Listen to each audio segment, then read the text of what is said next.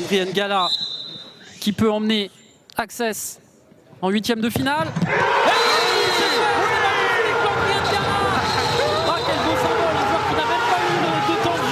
Qui va offrir la qualification à son équipe. Qu'est-ce qu'on est heureux, Jean-Pierre, évidemment, vous le disiez, pour cette équipe d'Access, mais aussi pour tout le futsal français.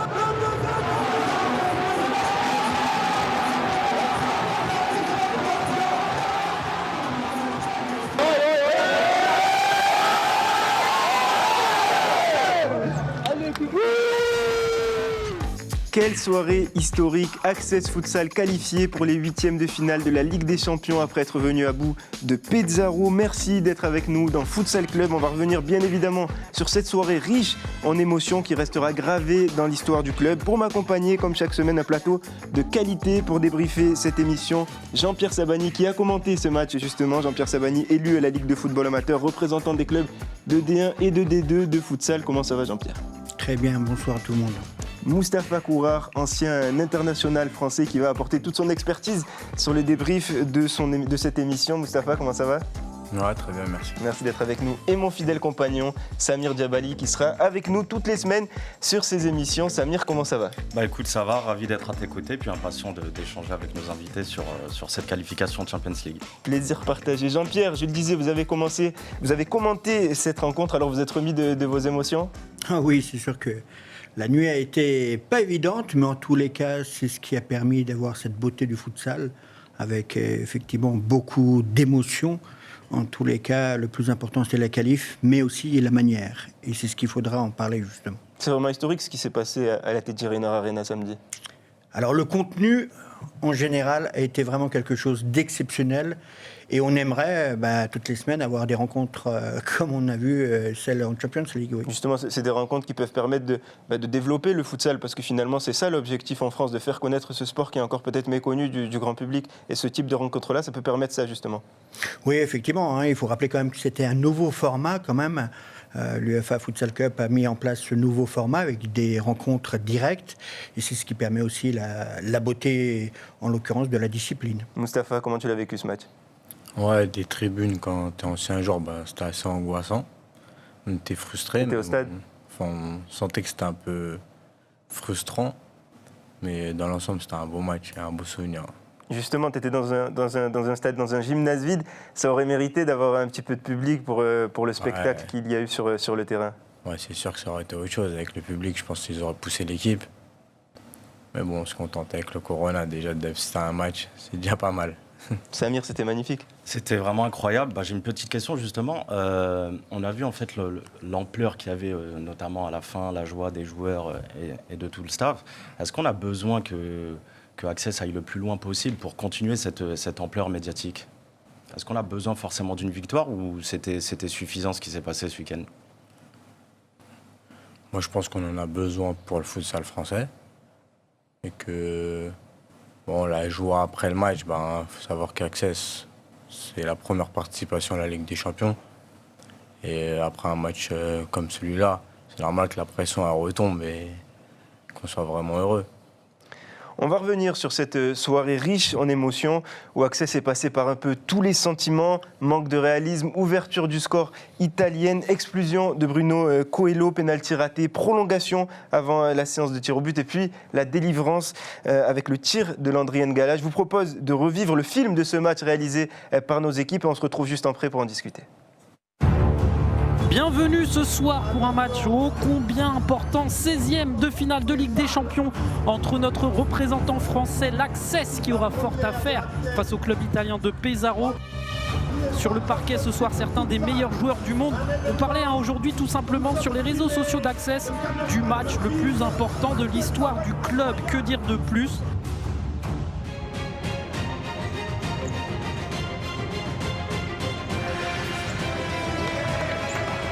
Attention, peut-être une combinaison, un tir direct qu'on va voir. C'est tenté avec la descente de Mohamed. Oh, c'est pas passé loin là. On la voyait pleine lucarne. Toujours être vigilant. Attention le compte, pourquoi pas 3 contre 1, il faut donner le ballon au deuxième à 1 contre 1. Oh, l'arrêt du gardien. Celui-là. Quel arrêt. Attention de ne pas avoir de regret côté Access. encore une belle opportunité, attention. Oh non, c'est pas possible. Un petit peu embêtant ce coup juste avant la mi-temps quand même. On a préparé le match, on savait que c'était une de leurs qualités, le pressing. Et je nous ai trouvé bien en jambes, donc non, je suis confiant pour la suite. Maintenant, il faut voir ce qui n'a pas été et tout de suite switcher sur la deuxième. Vont sortir grandis si jamais ils n'encaissent pas de but, mais attention, toujours là. Miki Aksentijevic, l'ogre serbe. Il est de retour, Miki Aksentijevic. Attention, c'est compliqué là, on voit en supériorité Oh là là là là, il est encore là. Cuzzolino, aïe. Allez, il faut vraiment tenir, hein. C'est hyper important. Oui. Parce que là, on sent que c'est compliqué. Hein. Allez, attention Umberto là. Ortiz, avec Abdessamad Mohamed. Ah, pourquoi pas. Penalty, c'est tout à fait normal, logique. Et dans ces cas-là, on a le droit de changer le gardien. Et l'opportunité pour Abdessamad Mohamed, effectivement, d'égaliser. Allez, Abdessamad Mohamed, comme en équipe de France, tu sais le faire, c'est parti. C'est pas possible, la barre transversale, c'est pas grave, il en reste d'autres. Ah bah lorsque je manque le penalty, tout de suite il y a une grosse déception. Après voilà, j'ai deux choix qui s'offrent à moi vraiment, c'est se racheter voilà, ou bien se mettre tomber dans le trou quoi. Essayer d'aspirer sur un côté le ballon, l'adversaire sur un côté, puis ensuite... Abdessamad Mohamed, lui qui avait raté entre guillemets son tir au but, et ben le voilà, superbe réaction qui a fait du bien, celle-là elle fait plaisir. Que ça fait du bien Jean-Pierre, ce but. Allez, Ricardinho peut-être. La frappe. Oh le poteau, c'est pas possible. Cette frappe de Ricardinho qui était soudaine. Essayer de se débarrasser du ballon, allez, mais attention derrière. Allez, superbe. Le décalage est fait, le décalage est fait. Oui. Aïe. Oh non, c'est pas vrai. Bilal Bakali. Aïe, il avait le but de la qualification. C'est un match référence parce que ça reste une grosse équipe. Expérimentés avec des joueurs de grande qualité, champions du monde, etc. Ils ont tous un CV. Donc je pense que c'est un match référence et qu'il faut rester dessus. Prolongation 2 x 5 minutes. Allez, faites-nous rêver, messieurs. Vous espérez, attention, l'opportunité pour l'Italien. Aïe. Ce contrôle de la poitrine raté qui a failli coûter très cher. Mais Abdessamad est bien revenu, hein, lui qui est en pleine. Allez, Abdessamad, c'est sa spécialité. Oui. Magnifique, Abdessamad Mohamed. Oh, qu'il est bon dans cet exercice quand il part un petit peu dans le dos là. Quel but. On a vu qu'on avait un temps fort, on devait continuer, qu'on a égalisé, même si après ils ont recollé au score. On savait que c'était un temps fort et qu'il fallait pousser. Allez, Umberto encore, lui, attention là au décalage. Super. Oh là. Superbement bien joué. L'audace va-t-elle être payante de Jesus Velasco? L'audace de Jesus Velasco va-t-elle être payante? Aïe, Ricardinho. On a raté des actions et aussi je pense qu'on avait un peu plus d'actions, mais après on a été récompensé au tir au but. On vit un grand moment de futsal. C'est énorme. Et c'est Umberto Norio, italien, recordman du champion d'Italie en Serie A, lui qui a gagné 7 fois le championnat. Allez. Miki Aksentijevic face à Norio. Oui, c'est totalement raté pour Umberto Norio. Allez, Landry N'Gala qui peut emmener Access en 8e de finale. C'est magnifique, Landry N'Gala. Ah, quel beau symbole, un joueur qui n'a même pas eu de temps de jeu et qui va offrir la qualification à son équipe. Qu'est-ce qu'on est heureux, Jean-Pierre, évidemment, vous le disiez, pour cette équipe d'Access, mais aussi pour tout le futsal français.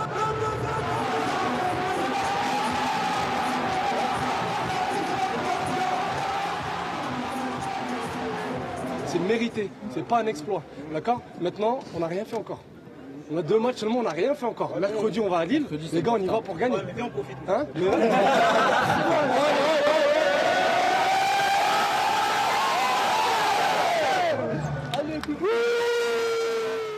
Il est magnifique ce film du match et puis sachez que vous aurez droit à une version longue très prochainement, une version de 10 minutes pour revivre cette magnifique 16e de finale entre Access et Pesaro. Jean-Pierre, Nelson parlait de match référence. Souvent on parle de match référence sur une saison, mais là j'ai envie de dire que c'est le match référence de toute l'histoire d'Access.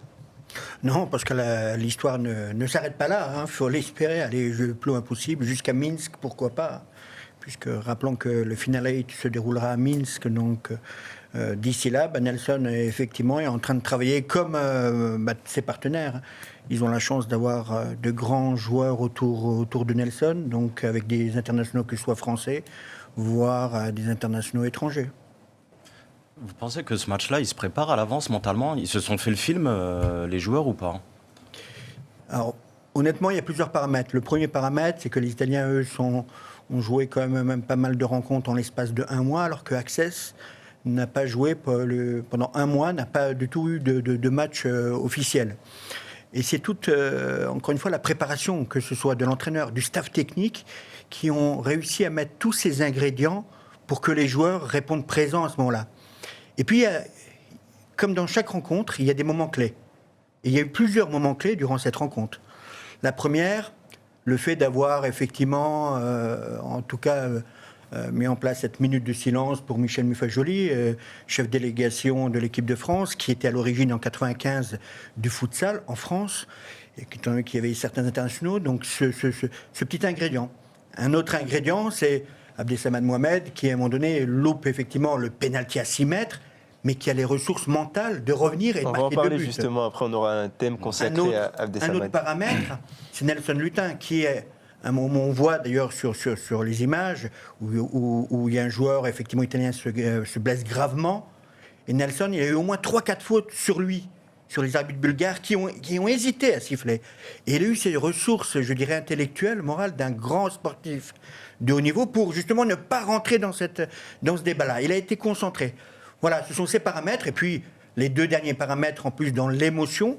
En l'occurrence, c'était effectivement le grand gardien, Miki Aksentievich, dans des moments clés, puisqu'encore une fois, on a des bons gardiens en France. Mais ce qui est important, c'est d'avoir de très bons gardiens.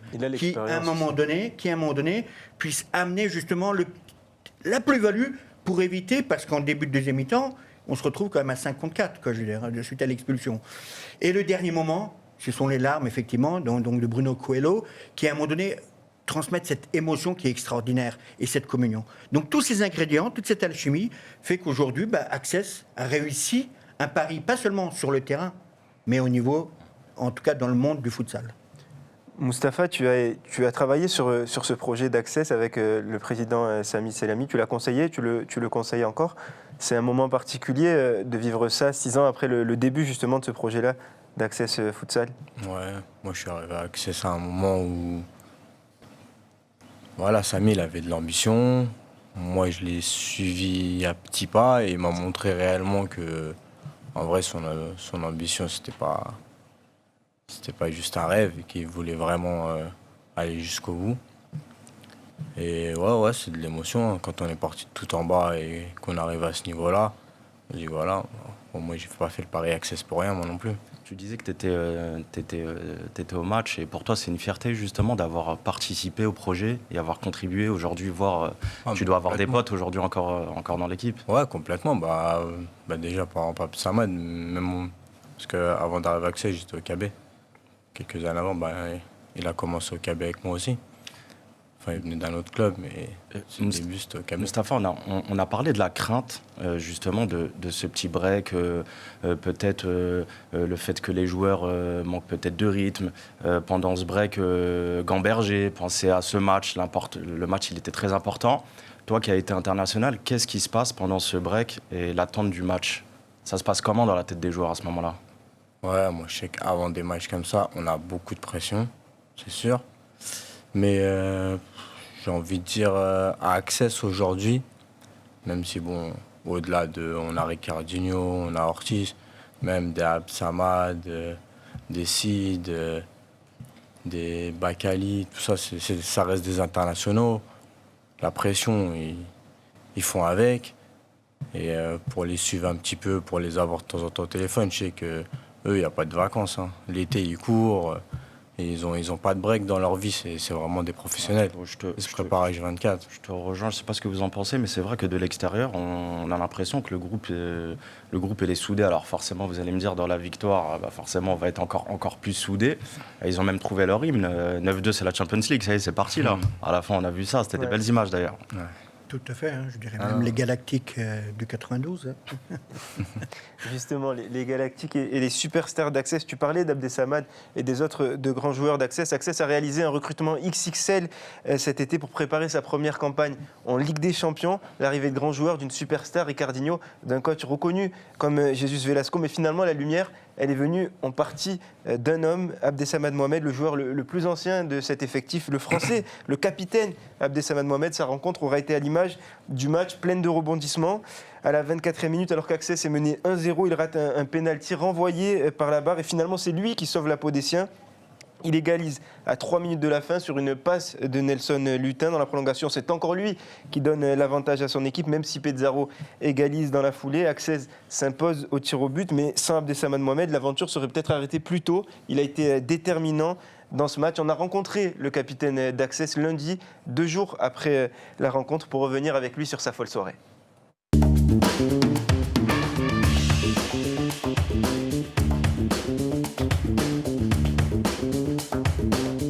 Après cette belle qualification, je me sens très bien, le moral est au plus haut.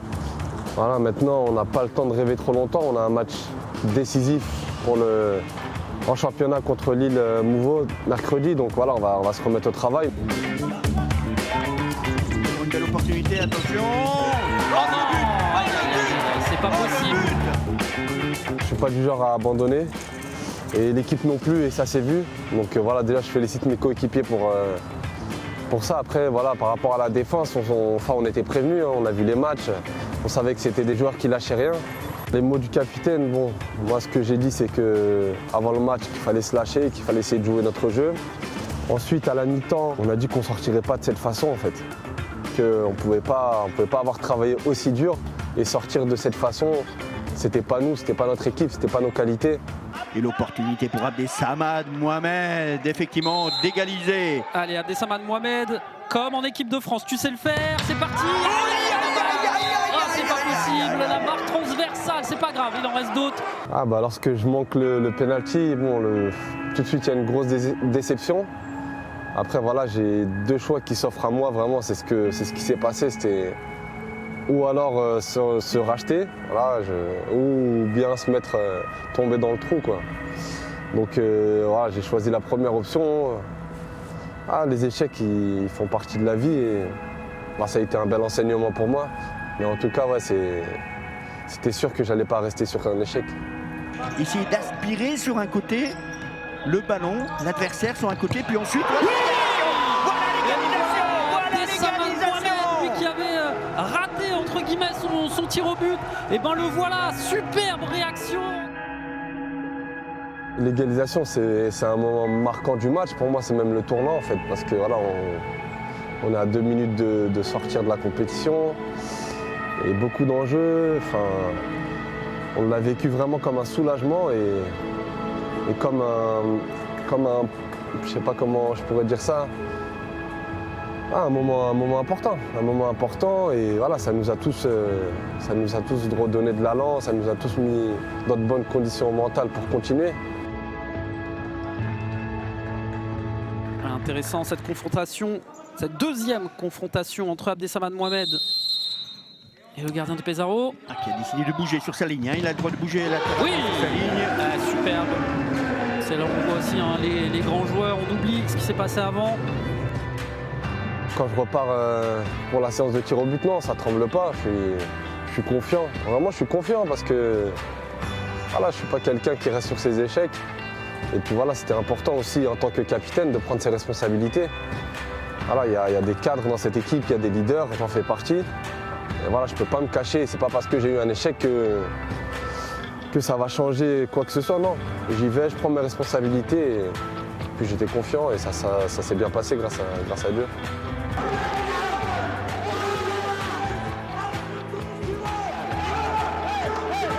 Cette qualification, je reprendrai les mots que Nelson a dit, c'est un match référence, vraiment pour l'équipe, parce que c'était un adversaire de très haut niveau. On a pu voir que l'année dernière, ils ont raté le Final Four de très peu. Donc pour nous, c'est un match référence, mais c'est pas une finalité, quoi. C'est qu'un match de plus et qu'une étape de plus.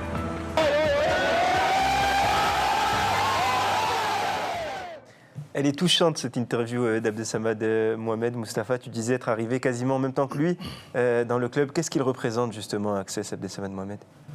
Abdesamad, peu importe où il est passé, pas seulement dans le club, Abdesamad, c'est un battant. Toute sa carrière, je l'ai connu. Il a eu des grosses blessures. À chaque fois, on se dit, Abdesamad, il va mettre du temps à revenir. Mais il redouble d'efforts et limite, on se dit, mais il revient encore plus fort. Donc, en fait, Abdesamad, c'est ça, c'est un battant. Et c'est une très bonne personne. Donc je suis content pour lui, ce qui lui arrive. Moi, ce qui m'impressionne, c'est que c'était un match à enjeu, à haut enjeu. Et il rate un penalty, derrière il met un doublé, il passe par plusieurs émotions. Mentalement, il fait comment? Ça se passe comment? Est-ce que c'est juste de l'expérience ou c'est beaucoup plus que de l'expérience? Je pense que c'est surtout de l'expérience. La composition elle-même, de ce personnage, puisque c'est un véritable personnage dans le milieu du futsal, et il a encore une marge de progression qui est vraiment intéressante. En tous les cas, cette émotion, il l'a acquise en fonction, au fur et à mesure des clubs où il a été. Aussi grâce au travail aussi avec l'équipe de France, donc avec les différentes, en tout cas, échéances sur la scène européenne. Et aujourd'hui, le fait d'avoir aussi un staff technique, encore une fois, il faut le mettre aussi le point, en tout cas sur ce staff technique avec Jesus Velasco, mais aussi Hugo Sintras, Sabri Bezaaf, tout le staff. C'est vrai que ça a amené cette expérience de plus en plus. Maintenant, on s'est arrêté, entre guillemets, juste sur cette qualif, mais il faut aller plus loin. C'est ça le plus dur maintenant. Jean-Pierre, finalement, c'est assez paradoxal avec tout le recrutement de joueurs étrangers, notamment, qui a été fait à Access pour constituer cet effectif de top niveau, que ce soit finalement le plus ancien de l'effectif et un joueur français qui soit aussi déterminant dans une rencontre de cet enjeu-là. Oui, c'est sûr, mais ça veut dire aussi, c'est la preuve de l'intelligence du joueur, en tout cas, de s'adapter avec des grands joueurs. Et le fait d'avoir mis en place, en tout cas le président Sami Selami, d'avoir mis en place ce format, cette équipe de format XXL, effectivement, ça permet aux internationaux, en tous les cas, et c'est vrai qu'Abdesamad Mohamed, encore une fois, cette émotion, elle est particulière. On l'a évoqué, le fait de rater un pénalty à 6 mètres, il le dit lui-même, il s'est remis tout de suite dans le bain, c'était soit il passait à côté, soit il allait au charbon, comme on dit. Donc, il a bien fait d'aller au charbon avec ses 2 buts et puis la séance de tir au but. C'est pas évident quand on se retrouve présente face au même gardien en disant que si je le loupe de nouveau, donc cela prouve que c'est un grand joueur et qu'encore une fois, il a de la marge devant lui. Abdesamad Mohamed, c'est aussi un joueur emblématique de l'équipe de France. Forcément, il a un rôle particulier aussi en bleu. Un rôle particulier, effectivement, depuis tant d'années qu'il est avec le sélectionneur Pierre Jacquier et puis avec tout le staff. Mais encore une fois, un joueur, il peut être très fort par ses qualités, mais il faut aussi qu'il y ait un collectif. Et aujourd'hui, le collectif est en équipe de France, mais aussi le collectif est à Access. Est-ce qu'à travers tout ce qui s'est passé, le capital confiance du groupe a progressé, évolué grâce à ce type de match? Moi, je pense le capital confiance. Il a augmenté un petit peu, parce que de battre un club italien, surtout le champion d'Italie, c'est pas n'importe quoi. Mais comme dans tout club, quand on traverse des épreuves, les liens ils se serrent et on est de plus en plus solidaires sur le terrain, c'est ça qui donne de la force. On va revenir sur le scénario de son match. C'est le moment de décortiquer cette rencontre, un scénario crispant, comme en témoigne cette altercation à la mi-temps, des échauffourées dans le couloir menant au vestiaire entre Bruno Coelho, le Portugais, et Christian Boruto, l'Argentin. Finalement, les 2 joueurs ont été expulsés après l'intervention du délégué de l'UEFA et des arbitres bulgares, mais les circonstances restent encore à éclaircir. Jean-Pierre, ça a été un élément déterminant de cette rencontre. Je dirais que c'est la petite, encore une fois, c'est le côté un petit peu négatif. Pourquoi ? Parce que même si ces 2 joueurs se connaissent, c'est des joueurs de haut niveau, à un moment donné, il faut savoir aussi se maîtriser. Quand on perd 1-0, 1 minute auparavant, on encaisse ce but. Et il faut aussi expliquer aux gens pourquoi est-ce qu'on le début de 2e mi-temps, les Italiens jouaient à 5 et Access jouait à 4. Parce que tout simplement, dans la réglementation, Bruno Coelho a terminé la rencontre, la première mi-temps, sur le terrain, alors que le joueur d'Access, le joueur italien, lui était déjà remplaçant. Donc début de 2e période, on se retrouve avec les Italiens effectivement à 5, malgré le carton rouge, et Bruno Coelho qui a pris le rouge et qui a terminé la rencontre, en tout cas la première mi-temps. Du coup, l'équipe d'Access se retrouve avec un joueur de moins et la différence, elle s'est fait aussi à ce moment-là, parce que pendant 2 minutes, quand vous êtes en infériorité numérique et que vous perdez 1-0, ce n'était pas évident à gérer. En tous les cas, tous les ingrédients étaient là pour justement, avec le grand Miki Aksentijevic, pour justement mettre l'équipe toujours sur le même piédestal. Ce self-control que tu cites, il se travaille comment ? Parce qu'est-ce qu'il arrive que dans les matchs à haute intensité, comme celui-ci, ou est-ce qu'en championnat, on arrive à le travailler, ou il manque peut-être des matchs de cette intensité-là, peut-être en championnat ? Oui, c'est sûr que le championnat français est différent. En tous les cas, on n'a pas toutes les semaines des matchs de Champions League, effectivement. Mais Bruno Coelho, c'est quand même un joueur, encore une fois, champion d'Europe en titre avec le Portugal. Donc cette altercation, malheureusement, il en a subi les conséquences et on l'a vu par la suite aussi avec ses larmes, parce qu'il sait qu'il a mis son équipe vraiment en difficulté. Et il y a cette qualification et en même temps, il sait que il prendra peut-être 2 ou 3 matchs, mais en tous les cas, c'est sûr que ça a dû lui gêner énormément, oui. Le deuxième point important dans cette rencontre, c'est le réalisme. Il est évident qu'Access aurait pu se rendre la tâche plus facile dans cette rencontre si plusieurs occasions franches avaient été transformées. Par Ricardinho notamment, Souil Moudine aussi à 2 reprises. Ricardinho, encore une fois, a même heurté le poteau, vous allez le voir pendant ce match. On pense aussi au pénalty d'Abdesamad Mohamed que l'on a évoqué tout à l'heure. Mustapha, Access aurait pu se mettre à l'abri plus rapidement dans ce match. On aurait espéré qu'ils se mettent à l'abri plus rapidement. Après, le futsal, c'est comme ça. Souvent, on réussit nos actions et à ce niveau-là, c'est pas si facile que ça. On se dit face à face, mais à ce niveau-là, il y a des très grands gardiens. Et le face à face en foot en salle, c'est pas du tout le même qu'en foot en 11. Mais on les a vus aussi peut-être avec plus de réalisme, même en D1 face à certaines bonnes équipes de D1. Je me disais aussi, c'est peut-être pas l'enjeu du match qui fait ça, la pression qui se ressent aussi devant le but.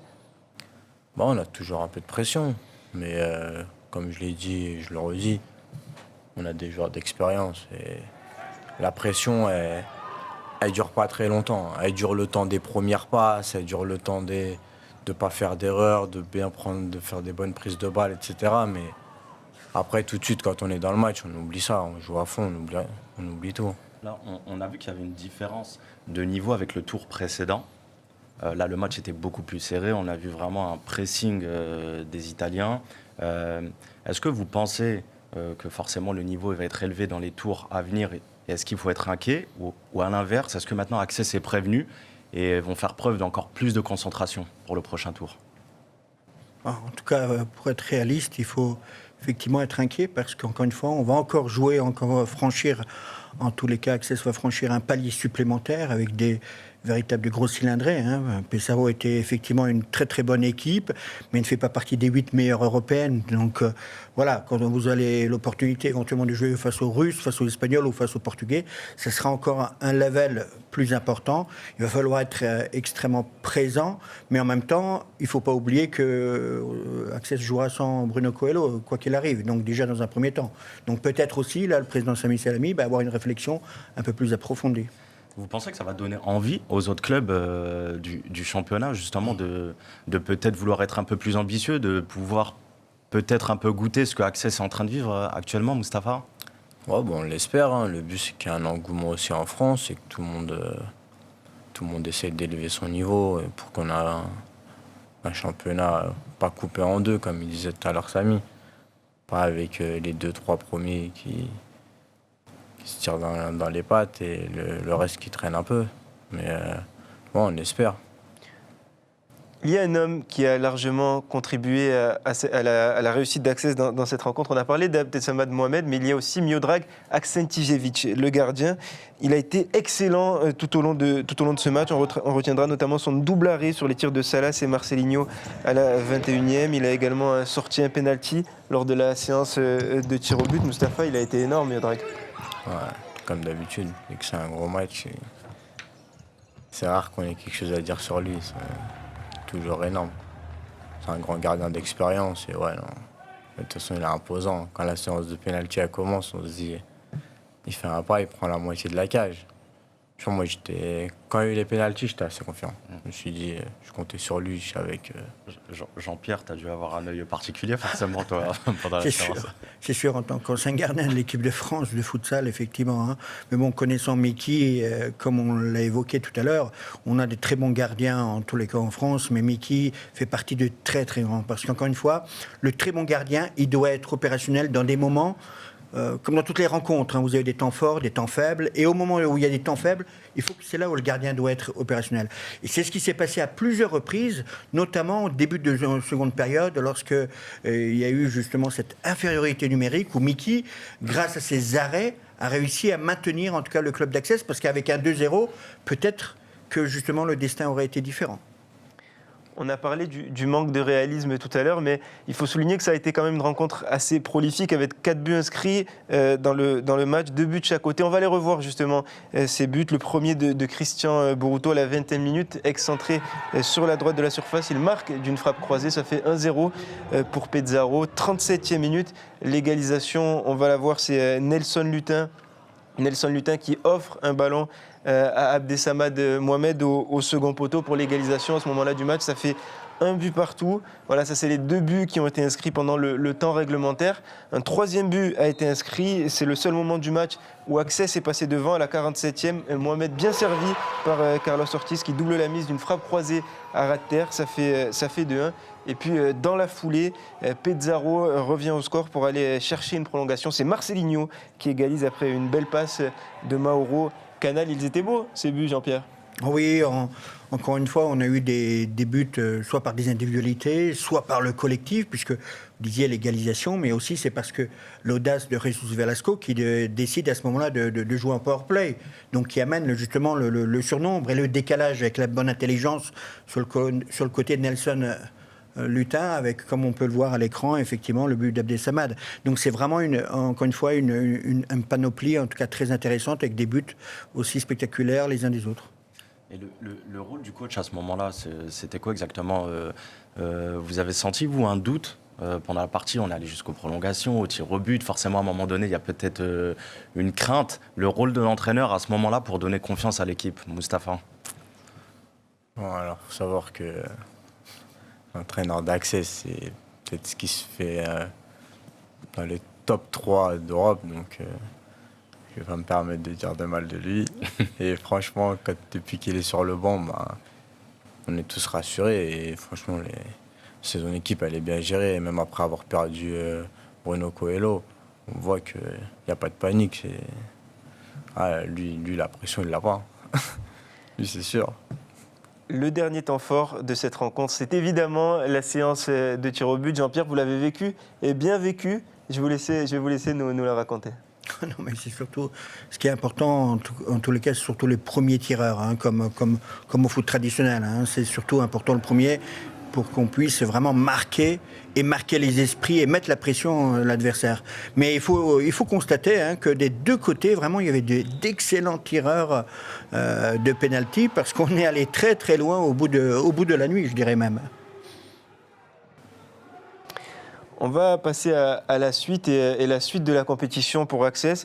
D'abord, on va regarder tous les résultats des 16e de finale avec des résultats intéressants, notamment cette large victoire du Barça 9-2 face à Pristina, ou le Sporting qui a écrasé Gent of Thee 12-1 et l'Inter Movistar aussi qui s'est largement imposé face à Ovo Kubo. On va voir ce qui va nous intéresser particulièrement, c'est la liste des équipes qualifiées, puisque c'est contre une de ces formations que Access jouera au prochain tour. Le tirage aura lieu à Nyon, en Suisse, ce jeudi à partir de 14h. Jean-Pierre, quel sera le meilleur tirage?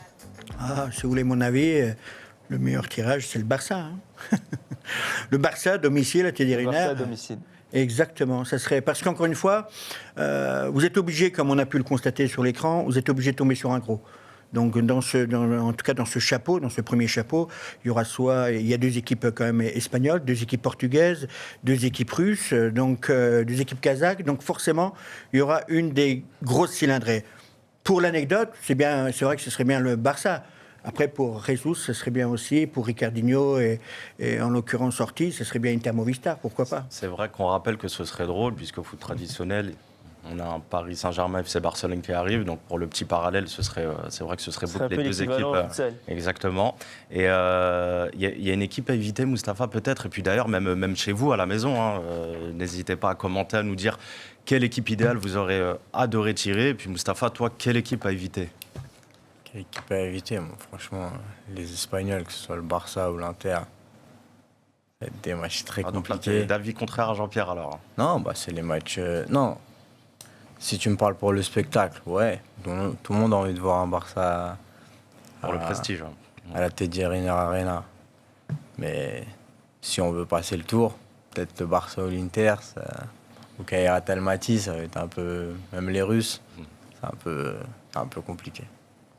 On va refermer cette page Ligue des Champions puisqu'il y a d'autres rendez-vous très importants qui attendent Access, notamment en D1 pendant qu'Access disputait la Coupe d'Europe. Une journée de championnat s'est tenue ce week-end, la 12e journée. On va voir ensemble tous les résultats complets de cette journée. 2 matchs qui vont nous intéresser particulièrement, celui du Sporting qui affrontera Access la semaine prochaine. Et le Sporting donc, qui s'est imposé face à Nantes 3-1. Mais le match qui va nous intéresser en priorité, c'est celui de Mouveau face à Toulouse Métropole. Mouveau qui s'est imposé 4-3. Pourquoi il va nous intéresser ce match? Puisque c'est tout simplement le prochain adversaire d'Access. Vous allez voir le classement, les deux équipes qui se suivent, qui sont au coude à coude. 3 points séparent Access et Mouveau. Pour Access, c'est simple, 10 journées, 10 victoires, une différence de but de plus 70. Pour Mouveau, 9 journées, 9 victoires, une différence de but de plus 26. Ce sont les deux seules équipes encore invaincues en championnat. Ce match, il se déroule ce soir à 20h, une rencontre donc en retard du championnat de France de futsal. Jean-Pierre, c'est un moment fort encore de la saison d'Access qui va se jouer.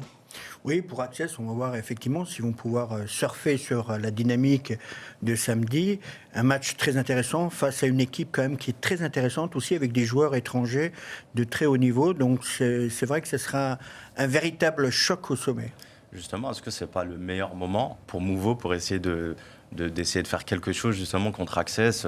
Access vient de gagner son match en Champions League, il vient de puiser nerveusement des forces, physiquement. Ils sont peut-être en train ils sont en décompression justement du match. Est-ce qu'ils vont peut-être pas se relâcher contre... Est-ce que pour Mouveau, c'est pas le meilleur moment finalement? Ouais, c'est vrai que après la Ligue des Champions, on ne fait pas forcément un bon match. Mais bon, connaissant nos joueurs, je pense qu'ils ont à cœur de le gagner, qu'ils seront prêts. On va rester sur la dynamique. Ouais, bon, c'est... Même s'il faut respecter Mouveau, parce que ça reste une bonne équipe. On le voit, ils gagnent toujours leur match de justesse, mais ils les gagnent leur match. C'est ça le plus important. Il ne faut pas se fier aux écarts de but forcément. C'est une équipe compacte, ça défend bien. Ils ont des joueurs d'expérience. Et ouais, je ne vais pas paraître chauvin, je pense qu'on est plus fort. Mais sur un match, il faut rester concentré. Jean-Pierre, qu'est-ce qu'elle vaut concrètement, cette équipe de Mouveau? Qu'est-ce qu'elle vaut, cette équipe-là? Déjà, par son classement, quand même, je veux dire, il faut rappeler que, en tout cas, vous l'avez signalé, il n'y a aucune défaite. Hein, même s'ils ont gagné plusieurs fois leur rencontre d'un but, c'est une équipe quand même qui est assez équilibrée, avec un entraîneur qui a beaucoup de qualité dans le domaine tactique et des joueurs de grande qualité avec un très bon gardien. Donc vraiment, ça sera un véritable choc avec deux équipes avec des tempéraments complètement différents. On est impatient d'être à ce soir pour pouvoir la vivre. Pour Access, je vous le disais, c'est décidément une semaine marathon après la qualification en Ligue des Champions. Puis ce choc face à Mouveau, les Lions disputeront un derby face au Sporting. Vous voyez l'affiche de cette rencontre samedi 23 janvier à 14h. Ce sera comme d'habitude évidemment à suivre sur la chaîne YouTube d'Access. Le Sporting qui, comme je vous le disais, a commencé l'année par une victoire 3-1 face à Nantes. Le club parisien qui a aussi enregistré un retour important qui pourrait être déterminant, celui de son buteur Fabrizio qui a été absent pendant plusieurs mois. Le Sporting est actuellement 4e. Au match aller, Access s'était imposé 8-1. Mustapha, on s'entend encore un derby peut-être déséquilibré? Ouais, pas forcément. Je pense que, Sporting, ces dernières années, ils nous ont habitués à faire des débuts de championnat en dents de scie, mais faire des bonnes fins de saison. Après, ils ont des joueurs d'expérience. Et je pense que quand même, ils ont leur chance, même si, je vais leur redire, sur le papier, on est plus fort, mais sur un match... le Sporting, ça va, c'est une équipe aussi qui a beaucoup de joueurs d'expérience. Donc, à eux de s'en servir. En tout cas, Yanis, vous pourrez me retrouver, moi, en bord terrain. Je ne sais pas à qui je vais porter chance, mais on aura la réponse bientôt. Le Sporting peut espérer quelque chose face à Access, très, très honnêtement, Jean-Pierre? Peut-être qu'après cette semaine marathon et ce match où ils ont laissé beaucoup d'énergie, on rappelle qu'ils ont joué plus de 130 minutes pour décrocher la qualification. Ils vont encore dépenser beaucoup d'énergie ce soir face à Mouveau. Le Sporting va peut-être récupérer une équipe d'Access en mauvais état. Oui, tout dépendra aussi, encore une fois, comme on l'évoquait, surfer sur la dynamique face à Mouveau. Donc déjà, voir ce résultat-là, et puis ensuite, face à ce derby, parce qu'encore une fois, les derbys sont toujours à part. Donc on n'est jamais à l'abri d'une éventuelle surprise, même si, encore une fois, le Sporting n'est plus ce qu'était le Sporting, puisque rappelons quand même que le Sporting, c'est l'équipe quand même qui détient le plus de titres en France, que ce soit en Coupe nationale ou que ce soit en championnat. Donc c'est vrai qu'aujourd'hui, Access arrive avec ses stars XXL et cette plus-value en tout cas, pour la discipline qu'est le futsal. En tout cas, ça risque d'être un match intéressant. C'est déjà la fin de cette émission. Je vous remercie d'être venu nous rendre visite sur ce plateau pour débriefer cette belle qualification d'Access en huitième de finale de la Champions League. Merci Samir de m'avoir accompagné. C'était un plaisir d'être à tes côtés puis d'être à vos côtés aussi. Puis moi, je voulais juste faire une petite parenthèse. Un grand merci au public, à tous les supporters qui suivent de plus en plus les matchs d'Access. Donc un grand merci. Puis vraiment, on se dit à très vite et continuez à donner de la force surtout. Voilà. Merci à toutes les équipes en régie qui ont réalisé cette émission ce soir. Nicolas Eberswiller, Sonia Nasser, Alexandre Larochelle et Mani Péjesque. Vive le futsal, on se retrouve bientôt et surtout ne ratez pas donc cette affiche de D1 entre Access et Mouveau, ce sera ce soir. Je vous laisse avec la bande d'annonce de cette rencontre qui à mon avis vous attirera pour venir la regarder.